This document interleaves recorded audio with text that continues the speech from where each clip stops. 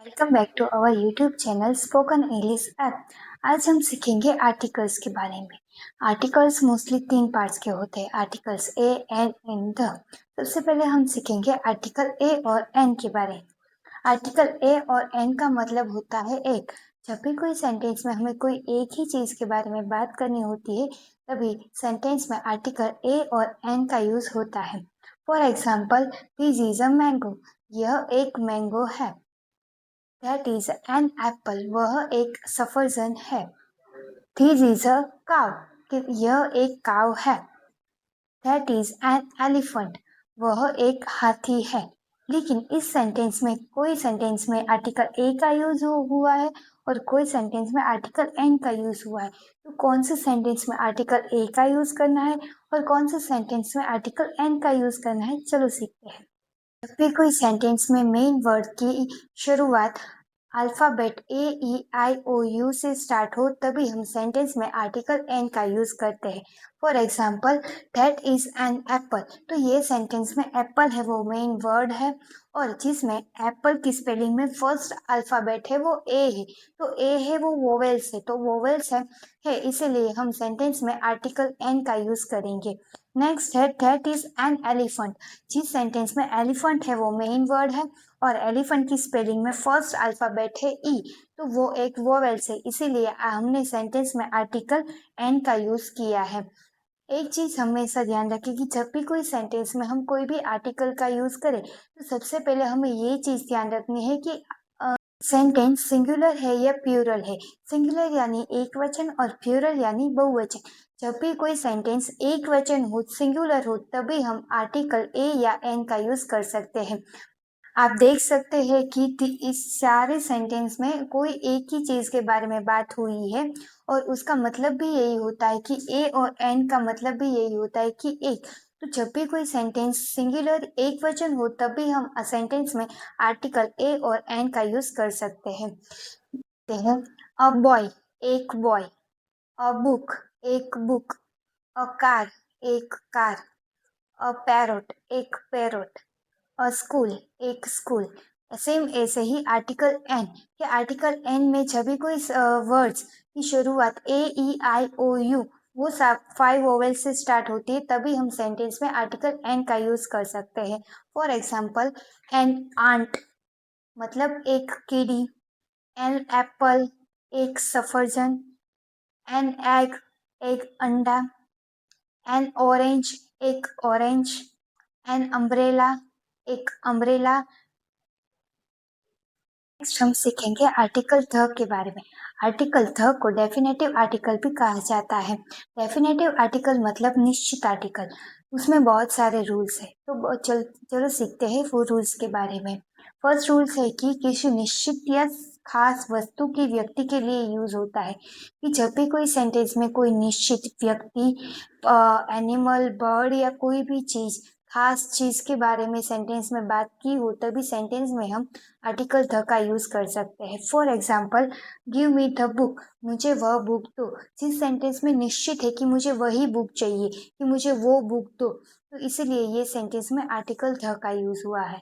Next है I saw the dog was sleeping, मैंने वो डॉग कुत्ता देखा, वो कुत्ता सो रहा है।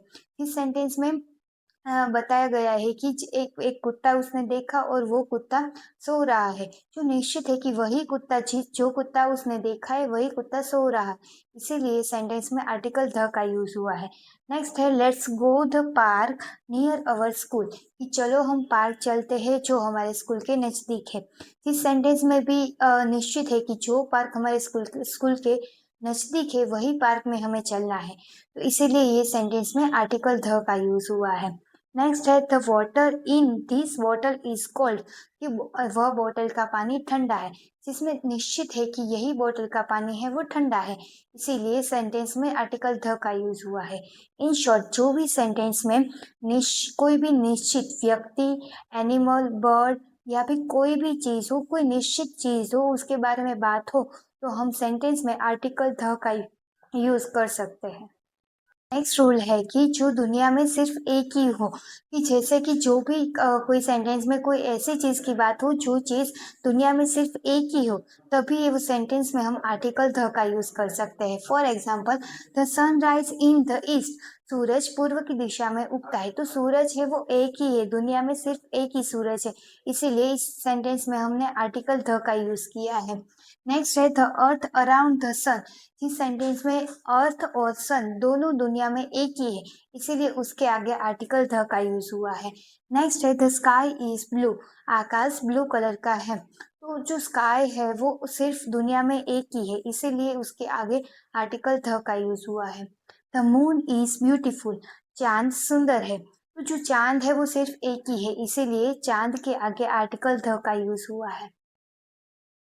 नेक्स्ट है प्रसिद्ध इमारतें और स्थलों, कि जब भी कोई सेंटेंस में प्रसिद्ध इमारतें या कोई भी ऐसा स्पेसिफिक स्थल के बारे में बताए हो, तभी हमें सेंटेंस में आर्टिकल द का यूज करना होता है। For example, the Taj Mahal is in the Agra, Taj Mahal Agra में है। तो जो ताजमहल है वो प्रसिद्ध इमारत है, इसीलिए सेंटेंस में आर्टिकल द का यूज किया हुआ है। नेक्स्ट है the Qutub Minar is a very tall tower, Qutub Minar है वो बहुत बड़ा टावर है। तो इसमें कुतुब मीनार है वो एक ऐतिहासिक इमारत है। नेक्स्ट है the great wall of China, China में द ग्रेट वॉल है। जो ग्रेट वॉल है वो एक प्रसिद्ध इमारत है और स्थल है, इसीलिए सेंटेंस में आर्टिकल द का यूज किया है। नेक्स्ट है the Eiffel tower is in the Paris, the Eiffel tower है वो पेरिस में है। जो एफिल टावर है वो एक ऐतिहासिक स्थल है, इमारत है, इसीलिए सेंटेंस में आर्टिकल द का यूज किया है।